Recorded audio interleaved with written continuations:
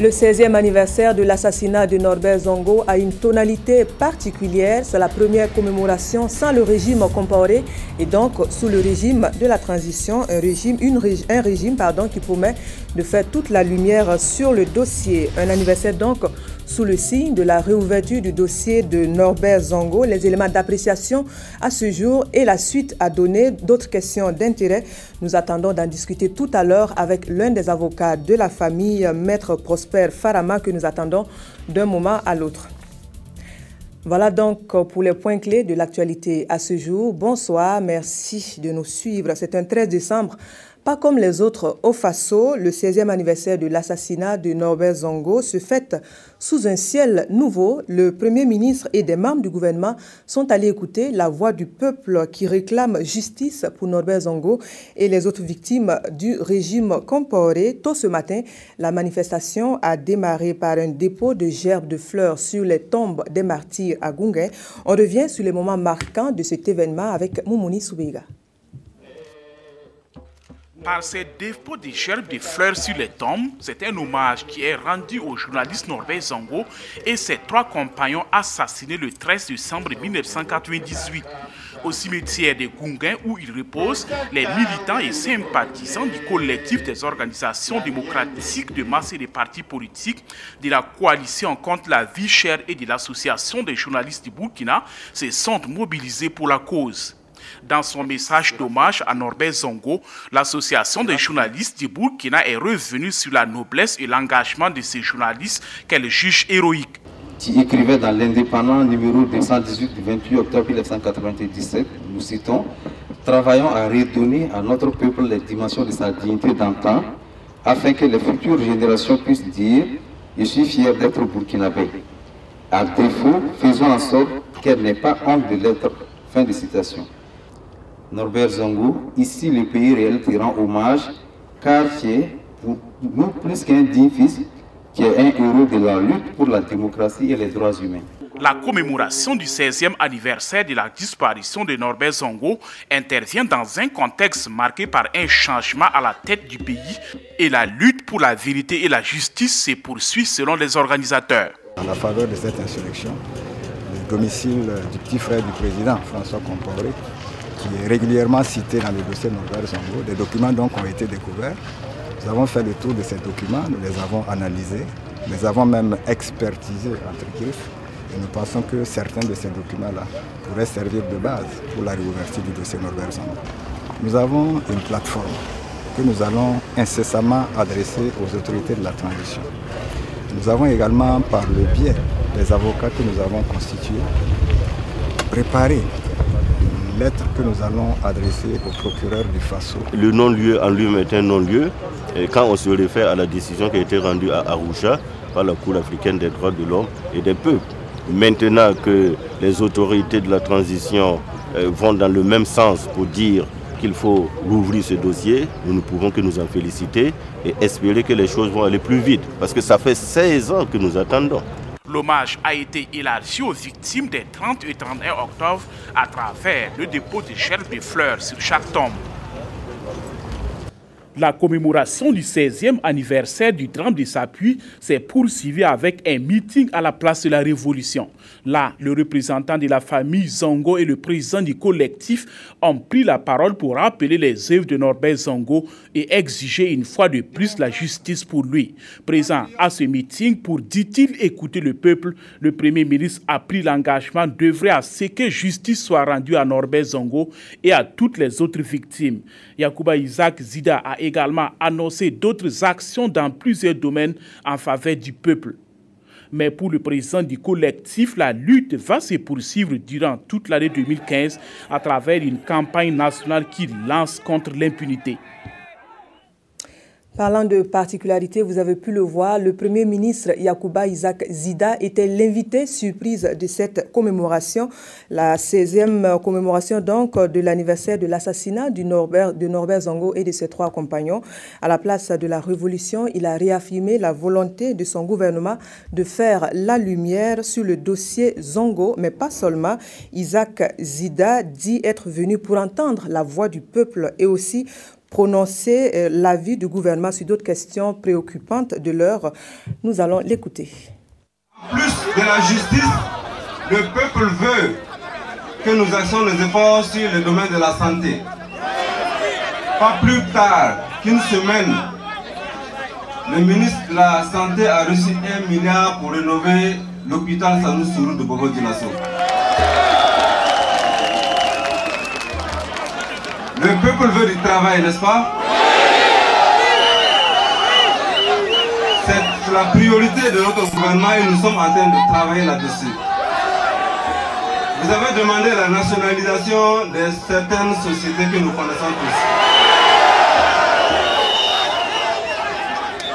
Le ministre de l'Habitat a reçu des instructions pour nommer un directeur général de la Sokoji. Vous savez que la Sokoji a été vendue à un franc symbolique. C'est le patrimoine du peuple et nous allons le retirer pour le peuple.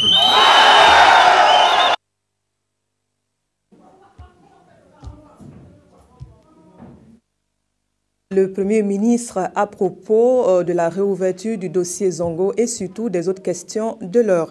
Et puis à propos de la réouverture du dossier Norbert Zongo, nous attendons incessamment d'en parler avec Maître Prosper Farama, qui est l'un des avocats de la famille Zongo. La suite du journal, après Dédougou, projecteur Sukaya, la région de la boucle du Moun passe ainsi le témoin à celle de la région du centre-nord.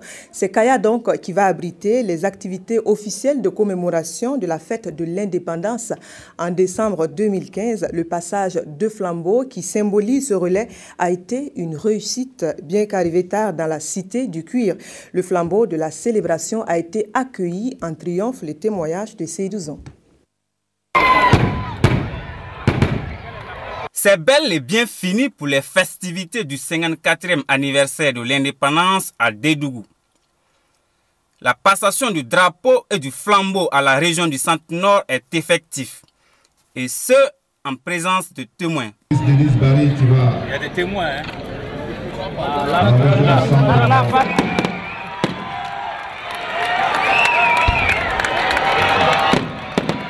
Première étape pour la présentation du flambeau aux populations de cette région, Corse-Moro.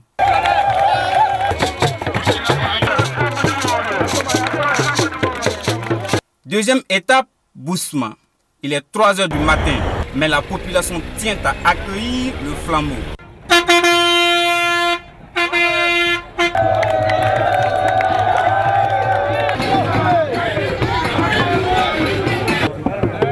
C'est aux environs de 4 h du matin que le flambeau est arrivé à Kaya, la capitale de la région du Centre-Nord.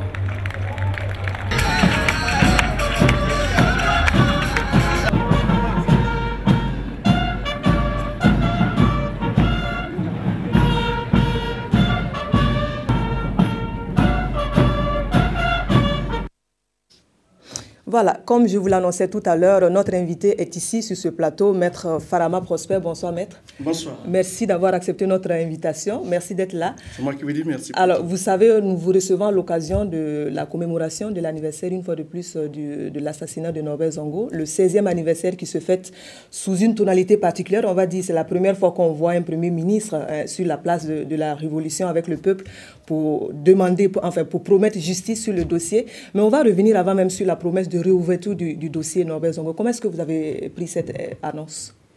Disons que nous en avons pris acte.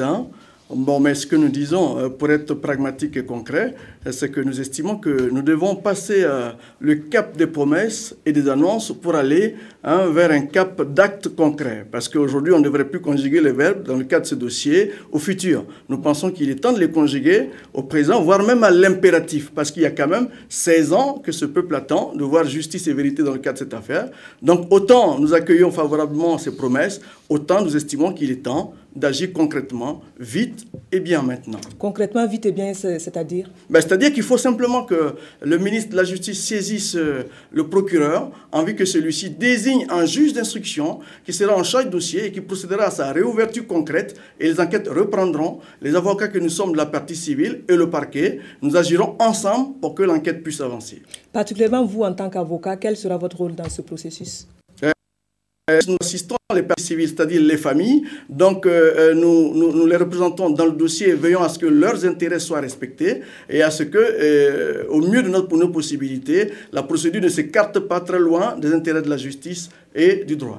Selon vous, qu'est-ce qui sera le plus difficile ou la particularité de ce dossier ?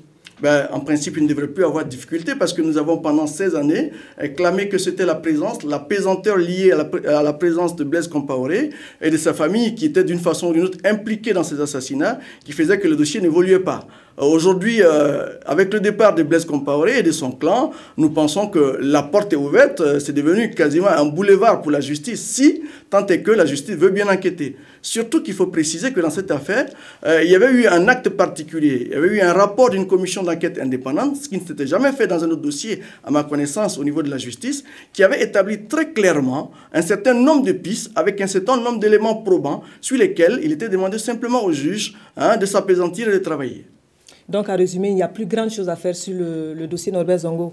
Que si, il n'y a qu'à travailler tout de même. Le juge devra travailler, mais à notre sens, il n'y a plus de pesanteur qui puisse justifier que ce dossier n'évolue pas comme il se doit. Est-ce qu'on peut estimer un délai? Est-ce qu'on peut avoir une sorte de délai dans l'échéance de la poursuite judiciaire qui va être réouverte? Non, là, malheureusement, on ne peut pas donner un délai, mais au moins, je peux dire qu'on peut donner un délai pour la réouverture du dossier. Même lundi, si les instructions sont données, le dossier devrait pouvoir être réouvert dans les 48 heures. C'est un acte juste, on va dire, d'administration de la justice que de confier le dossier à un juge d'instruction, mais qui prend les actes introductifs de par le parquet pour que le dossier soit donc lancé. Merci bien, Maître Farama. Merci beaucoup. Merci de toutes ces précisions à propos de la réouverture du dossier Norbert Zongo. Nous allons suivre ce journal, la suite. Donc, on va revenir. On nous demande de revenir sur l'extrait du Premier ministre qui était à la place de la nation avec vous, enfin avec le peuple qui est sorti pour réclamer justice pour Norbert Zongo à l'occasion de ce 16e anniversaire. Donc, si vous êtes prêts, on va repasser l'extrait du Premier ministre qui promet de la réouverture du dossier Norbert Zongo, qui promet justice et qui aborde aussi d'autres questions d'actualité, d'autres questions, d'autres dossiers sur lesquels le régime présent a promis de revenir incessamment. De la justice, le peuple veut que nous fassions les efforts sur le domaine de la santé. Pas plus tard qu'une semaine, le ministre de la Santé a reçu 1 milliard pour rénover l'hôpital Sanou Sourou de Bobo Dioulasso. Le peuple veut du travail, n'est-ce pas? C'est la priorité de notre gouvernement et nous sommes en train de travailler là-dessus. Vous avez demandé la nationalisation de certaines sociétés que nous connaissons tous. Le ministre de l'Habitat a reçu des instructions pour nommer un directeur général de la Sokoji. Vous savez que la Sokoji a été vendue à 1 franc symbolique. C'est le patrimoine du peuple et nous allons le retirer pour le peuple.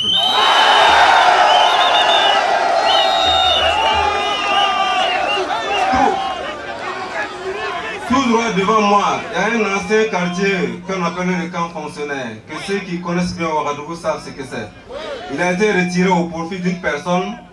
Nous allons le retirer pour en faire un parking municipal.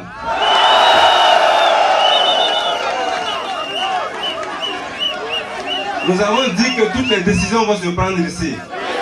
C'était simplement pour dire que les décisions se prendront avec le peuple et pour le peuple.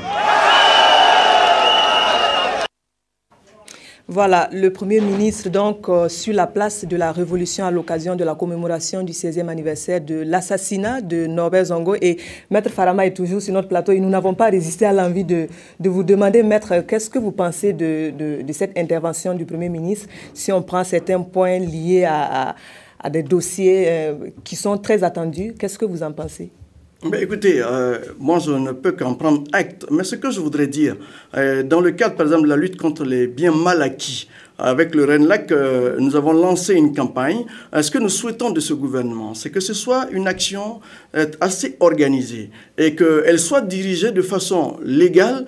Ensuite, qu'elle commence par, on va dire, les plus gros poissons, notamment le président Blaise Compaoré en personne, dont nous nous étonnons toujours de savoir qu'il est parti de ce pays sans qu'il n'y ait eu une seule saisie à la présidence de la République. Parce que nous pensons qu'il y avait de quoi faire des saisies qui nous permettaient de savoir où il avait planqué quelques biens, notamment des sommes d'argent pillées à ce peuple. Il s'agit de François Compaoré et d'autres pontes de la République qui sont partis et qui, l'on l'imagine, ont des avoirs planqués à l'extérieur. Donc il faut donc une démarche bien organisée, bien structurée, qui concerne donc l'ensemble des pontes de ce régime.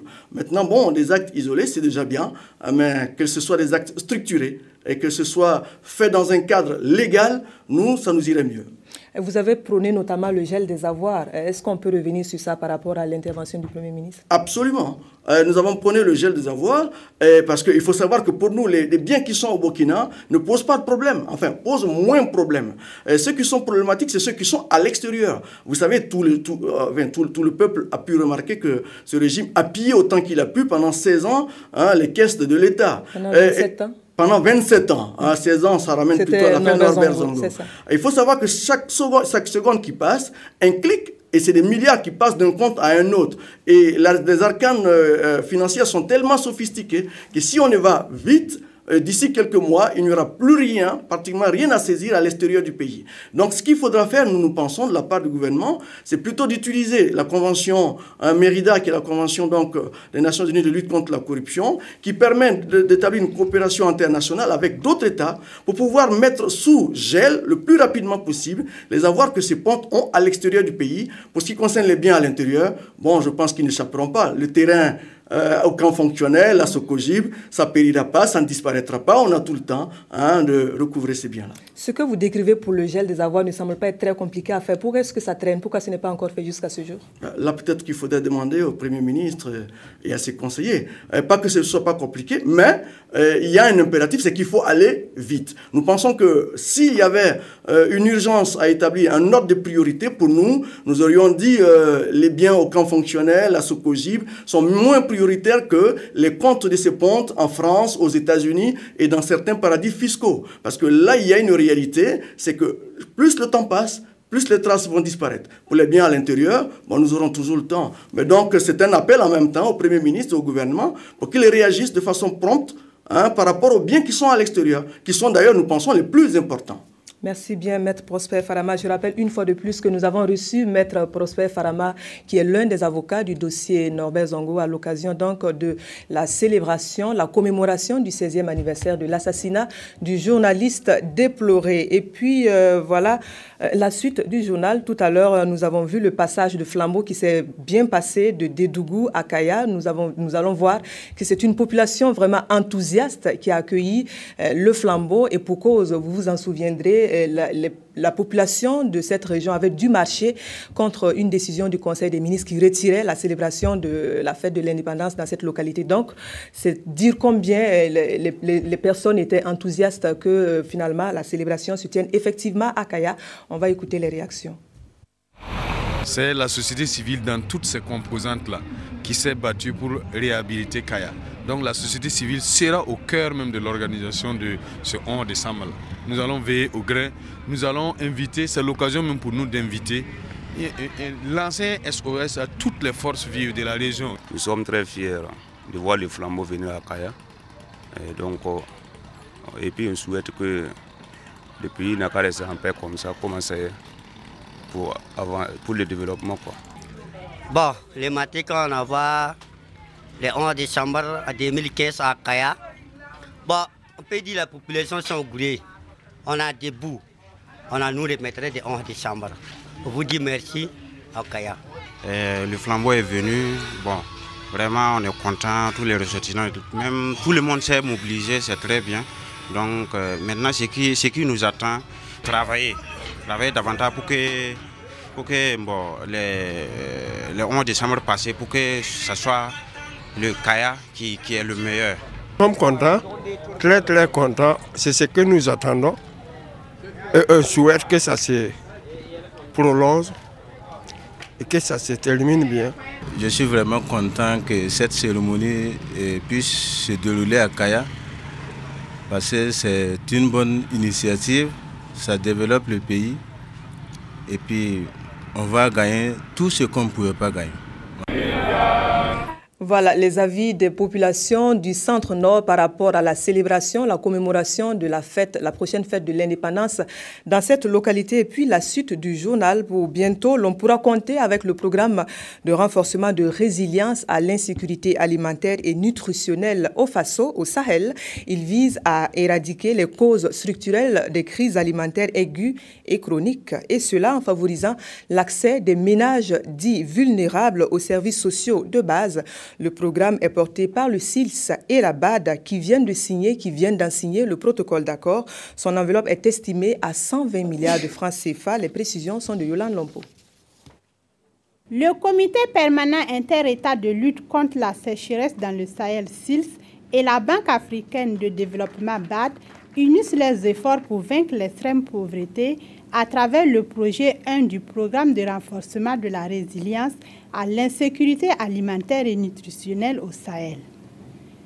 La contribution de la BAD au financement du dit projet s'élève à environ 120 milliards de francs CFA, donc 7,5 milliards sous forme de dons en faveur du SILS. L'approche de la Banque africaine de développement, au lieu d'être dans l'humanitaire, pour lequel elle n'a pas d'avantage comparatif, elle préfère investir donc dans des activités durables, comme c'est le cas donc à travers ce programme de résilience à la sécurité alimentaire et nutritionnelle, qui vise véritablement à augmenter la productivité, les productions et aussi à transformer donc la production à travers la chaîne de valeur pour que durablement donc les revenus des populations puissent augmenter en ciblant en priorité donc les ménages vulnérables, donc les petits producteurs, mais également les femmes et les jeunes.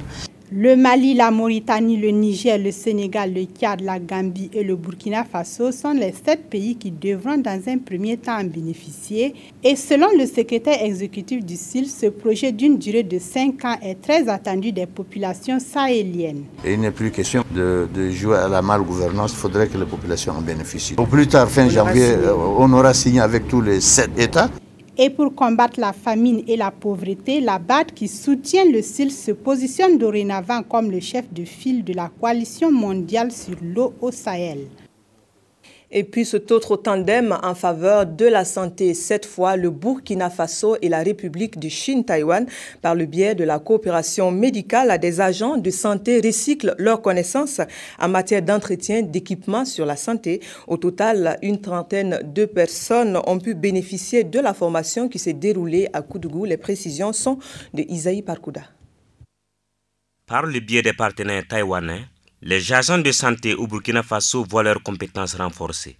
Ici, à Koudougou, ils sont 29 techniciens biomédicaux et techniciens de maintenance venus de 13 régions du pays à bénéficier de cette formation sur la maintenance et sur la manipulation des utilisateurs comme celui-ci.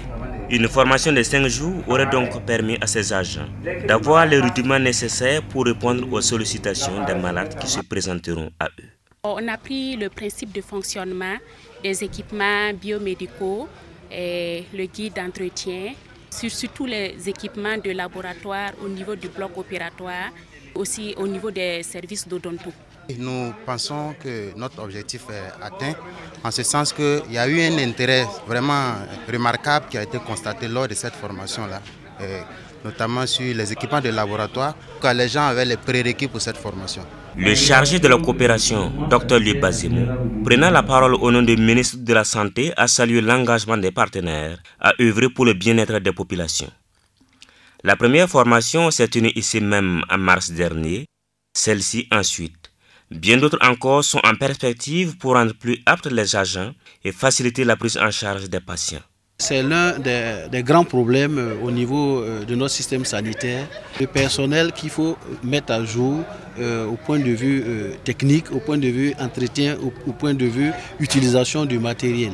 Donc le ministère a eu la chance d'avoir l'appui de Chine-Taïwan qui va l'accompagner à former tout le personnel. En plus des formations qu'ils organisent, les partenaires taïwanais apportent des équipements pour améliorer les conditions des pensionnaires dans les hôpitaux.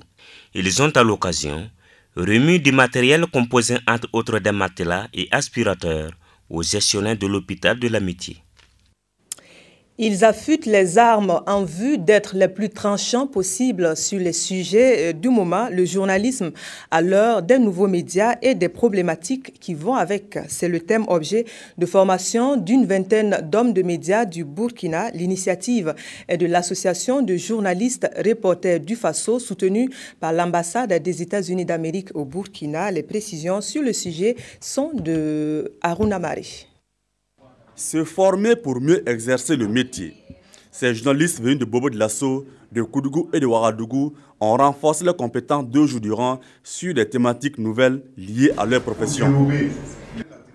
Nouveaux médias et entrepreneuriat, médias et terrorisme, les délits de presse sur les réseaux sociaux. C'est une formation orientée sur l'entrepreneuriat dans la presse et les nouveaux médias. Si vous n'avez pas une maîtrise de ces outils-là, vous êtes malheureusement un journaliste qui n'est pas forcément utile à l'entrepreneur qui préférerait quelqu'un qui est polyvalent et qui a des connaissances dans tous les domaines. Lorsque vous prenez par exemple une situation d'un article qui paraît dans le site web d'un journal et qui est repris par un autre site et il y a citation à comparaître, il faut savoir situer les responsabilités. Ces hommes de médias ont aussi échangé sur le journalisme d'investigation et la contribution de la presse à l'enracinement de la démocratie. La formation est une initiative de Reporters du Faso en collaboration avec l'ambassade des États-Unis d'Amérique au Burkina Faso. Pour l'ambassade des États-Unis, la liberté de l'expression est au centre de la démocratie. Je crois l'intérêt pour améliorer l'utilisation de l'Internet, les blogs, les sites web, pour l'information est très très important. Parce qu'avec l'Internet, les Burkinabés peuvent toucher les Burkinabés diaspora qui vivent dans les autres pays et aussi comprendre les nouvelles, ce qui se passe au monde entier aussi. Les journalistes ont plaidé pour la tenue d'autres sessions de formation, des formations sur la création et la gestion de blogs, mais aussi sur l'animation de sites web. Désormais, les acteurs des cascades et des hauts bassins en savent mieux sur la production et la gestion des actes d'état civil. Ils viennent de boucler une séance de formation qui entre dans le cadre de la deuxième phase de l'opération jugement déclaratif de naissance. La formation est assurée par le tandem ministère de la Justice et celui de l'administration territoriale. Les précisions de Awa Ouedraogo. C'est parti pour l'opération jugement déclaratif d'acte de naissance, deuxième phase. Et c'est par la présente session de formation au profit des acteurs de l'état civil ici à Bobo-Dioulasso. Pour gagner le pari, il faut les outiller. Des secrétaires généraux de mairie, des agents d'état civil ou encore des présidents de tribunaux, ils doivent pouvoir uniformiser le mode de gestion et la production des actes de l'état civil, assurer un service de qualité aux usagers de leurs services. Il s'agit donc d'une formation qui se veut pratique. Nos modules vont porter sur comment véritablement les actes doivent être délivrés et le processus même de délivrance des actes d'état civil.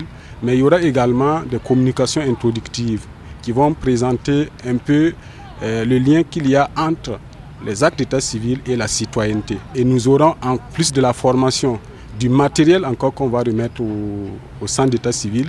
Ça sera constitué donc d'ordinateurs pour permettre donc de faciliter la délivrance de ces actes-là. Une deuxième session aura lieu dans la région du centre du 22 au 23 décembre 2014. En rappel, c'est en 2009 que le gouvernement burkinabé a lancé la campagne d'enregistrement gratuit d'actes de naissance. Il y a du nouveau dans le domaine des sciences humaines et sociales. Une étude a permis de ressortir les avancées qui se comptaient en termes de technologies innovantes.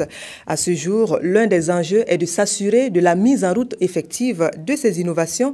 C'est l'une des raisons de la rencontre initiée par le département en charge de la recherche scientifique et de la Banque africaine de développement. Les précisions de Yolande Lombo.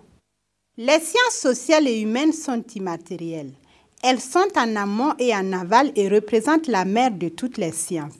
Ces acteurs sont impliqués dans la production ou l'utilisation des résultats de recherche et d'innovation en sciences sociales et humaines et veulent à cette rencontre savoir ce dont on dispose. Une synergie d'action qui devrait leur permettre de voir parmi les technologies existantes celles qui peuvent être utilisées pour accompagner le développement socio-économique du Burkina Faso. Le document va permettre aux différents acteurs qui sont dans le domaine des sciences sociales de voir l'état des connaissances, des résultats dans le domaine. Ensuite, de voir l'état de diffusion. Quelles sont les contraintes en matière de diffusion? Quelles sont les pistes de solutions pour mieux diffuser? Particulièrement dans le domaine des sciences sociales humaines, c'est ce domaine des sciences sociales humaines qui sont des recherches très anciennes. Les sciences sociales, c'est quand même l'homme. La présente étude sur la disponibilité, la diffusion et l'adoption des technologies et innovations intervient dans les domaines liés à la santé humaine, à l'agroalimentaire et aux recherches agricoles. Elle est soutenue par la Banque africaine de développement. Une filière mieux organisée pour 2015, c'est le souhait des producteurs de l'oignon du Burkina, se serrer les coudes pour mieux contrer les bourrasques qui sont légion de la production à la commercialisation. C'est par un état des lieux des difficultés de la filière que les acteurs définissent la ligne à suivre pour les campagnes à venir. Gros plan sur la rencontre du comité interprofessionnel de la filière oignon du Burkina. C'est un sujet de Claudine Bikaba. La filière oignon s'organise pour mieux affronter les difficultés auxquelles elle fait face. Pour cela, le comité d'interprofessionnel de la filière oignon du Burkina, SIFOB, tient son assemblée générale annuelle à Ouagadougou. Essayer de capitaliser tout ce qu'on a eu à faire toute l'année. Donc, essayer de voir les activités qu'on a menées. Et maintenant, les moyens aussi qu'on a mis dans cette même année, qu'on essaie de s'arrêter, voir ce qu'on a fait et voir aussi les insuffisances afin de pouvoir voir en 2015 qu'est-ce qu'on va pouvoir faire. Les tracasseries douanières et policières sont entre autres les problèmes dont les acteurs de la filière vont discuter à cette rencontre. Cependant, au regard de l'apport de la filière dans l'économie, un spécialiste du domaine participe à ces discussions et il se prononce. Quand une filière est très bien organisée, ça veut dire que l'argent aussi est bien géré, donc ce qui va permettre en tout cas de pouvoir engager non seulement des activités économiques, notamment des emplois, notamment donc puisque c'est une filière aussi qui implique beaucoup d'acteurs. Donc vous avez non seulement des transporteurs, vous avez aussi des courtiers, vous avez des transitaires. Donc c'est pour dire que quand la filière est bien organisée, tous ces acteurs-là ont forcément leur contribution aussi donc, dans cette filière-là. Créé en 2011 par la volonté des producteurs et commerçants d'oignons, ce comité d'interprofessionnel s'engage non seulement à plus structurer la filière, mais aussi à mieux la défendre pour plus de retombées pour les différents acteurs. Des opérateurs économiques de la province de la Comoé soutiennent les actions de développement de cette localité. Les domaines de la santé et de l'éducation notamment ont été les bénéficiaires. Une cinquantaine de tables-bancs et des kits de santé. Voilà donc pour la contribution du club des hommes d'affaires, le point de Simplice Barreau. Des tables-bancs, des kits lave-mains, une centaine d'affiches d'informations sur le virus Ebola, des thermomètres à laser, c'est l'ensemble du matériel que les membres de l'association des opérateurs économiques La Comoé donnent à la direction provinciale de l'éducation nationale afin de soulager les classes de 6e confrontées à des effectifs pléthoriques. Aussi, ce don va permettre aux élèves de plusieurs établissements de la Comoé de se laver les mains afin de prévenir une éventuelle épidémie de la maladie à virus Ebola, d'avoir également des informations sur les modes de transmission de la maladie et les moyens de l'éviter. L'action des opérateurs économiques de la Comoé vient notamment aider le corps enseignant dans la mise en œuvre du continuum éducatif. Notre préoccupation, c'était vraiment les places assises. Vous savez que le continuum n'est pas, c'est une première. Alors la population n'est pas totalement imprégnée des mécanismes de fonctionnement. Et lorsqu'on retrouve des enfants assez coincés dans des salles de classe, ou bien des enfants qui ne sont même pas dans des salles de classe pour faute de place, donc je me dis que ce geste vient à point nommé. En mobilisant la somme d'1,5 million de francs CFA, l'association des opérateurs économiques La Comoé veut ainsi apporter sa pierre dans la construction de la province. Des tables-bancs qui sont destinés à 2 personnes, les enfants sont assis à 4. Bon, je pense que c'est dans ce souci-là de diminuer en tout cas cette situation qui nous a amené à vraiment fournir ces 50 tables-bancs pour essayer vraiment de contribuer à soutenir l'éducation nationale dans notre province. C'est mieux que nous sommes à côté là, commençons à nous prémunir et c'est dans ce cadre-là que nous avons voulu soutenir la santé, en offrant les kits. La cérémonie a également servi de cadre pour la direction régionale de la santé de donner à l'assistance des informations sur l'épidémie à virus Ebola qui a déjà fait, selon l'OMS, plus de 6 000 morts dans certains pays de la sous-région. Bien que n'étant pas touché par la maladie, le Burkina renforce la surveillance à ses frontières, a rassuré le médecin-chef du district sanitaire de Banfora. Les maîtres de la route à l'école du code de la route, c'est un apprentissage, un recyclage pour infléchir sur le nombre sans cesse croissant des accidents de la circulation. Les transporteurs routiers sont allés en apprendre plus sur la sécurité routière. Les techniques et les bonnes pratiques auront été les points clés de l'apprentissage.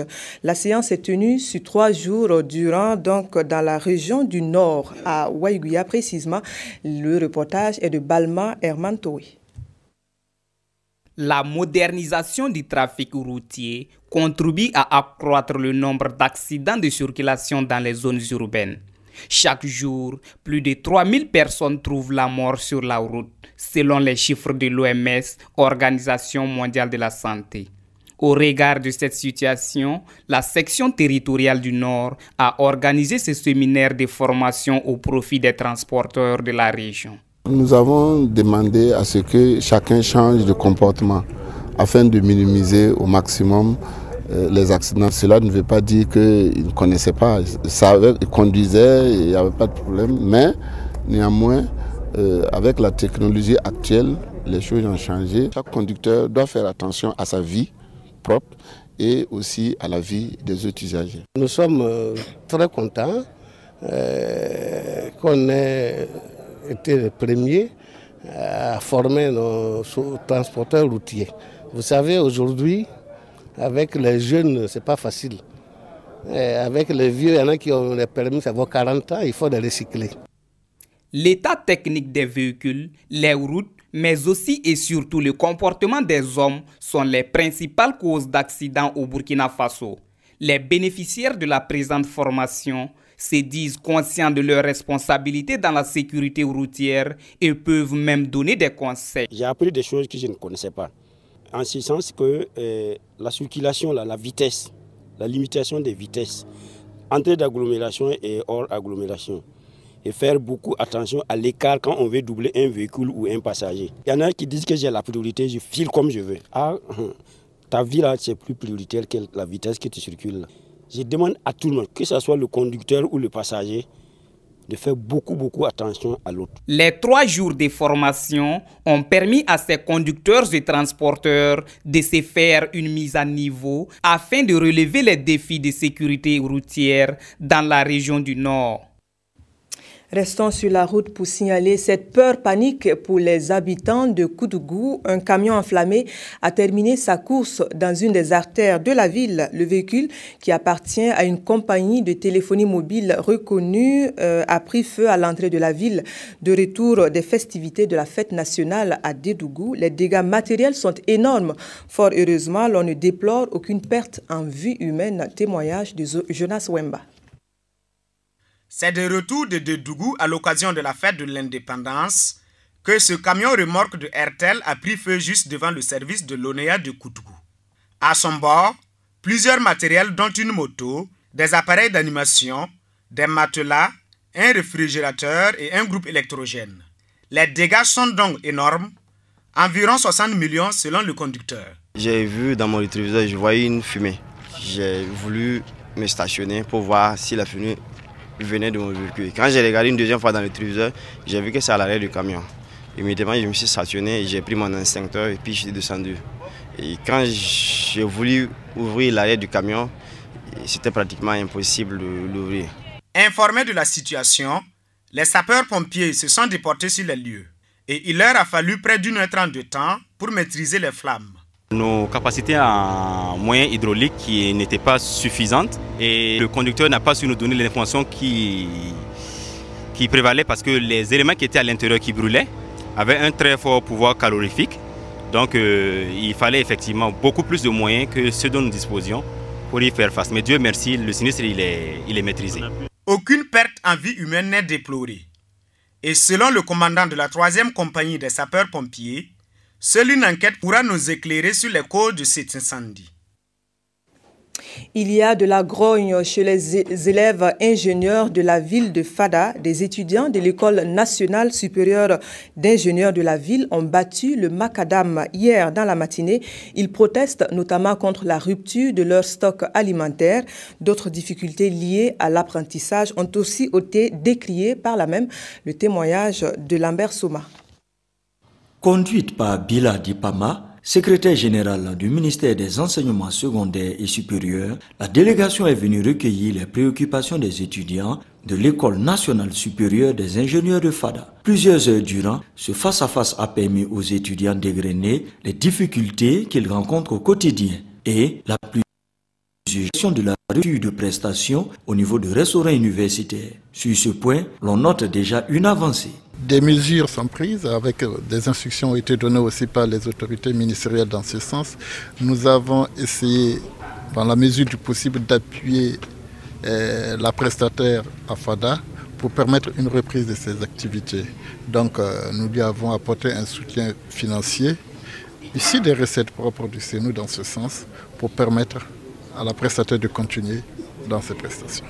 La question de l'inexistence d'un centre de santé au sein de l'université vient également de trouver un début de solutionnement.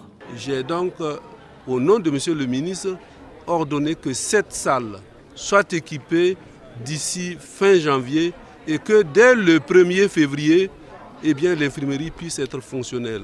Concernant le cas de la construction d'une cité universitaire, le chef de délégation a dit que cet aspect s'inscrit dans le moyen terme, d'autant plus qu'un projet doit être déposé en Conseil des ministres pour régler la question. Tout en saluant la décision de revenir à un système mixte, ticket de restauration plus la carte magnétique, les étudiants espèrent que toutes les résolutions ne resteront pas au stade d'engagement. Nous attendons de voir justement l'effectivité de ces engagements qui ont eu à être pris. Donc nous demeurons toujours sceptiques quant à ce que nous savons déjà, comment ça fonctionne l'administration jusque-là. Et donc, mais nous espérons que cette fois-ci, et compte tenu du vent nouveau qui est en train de souffler sur le Burkina, les engagements vont être maintenant tenus.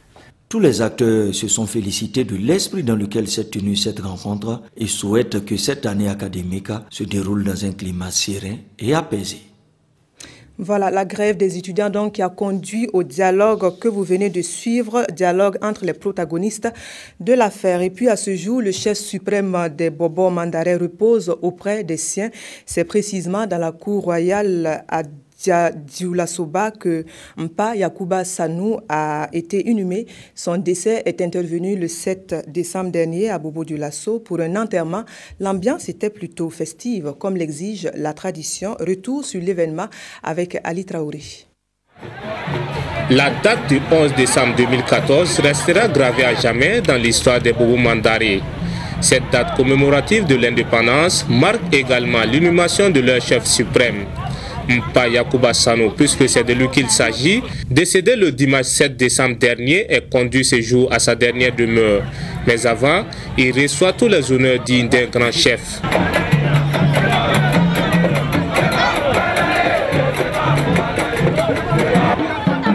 De sa maison, le cortège funèbre, accompagné d'animation, s'est déporté sur la place Warawara pour la prière.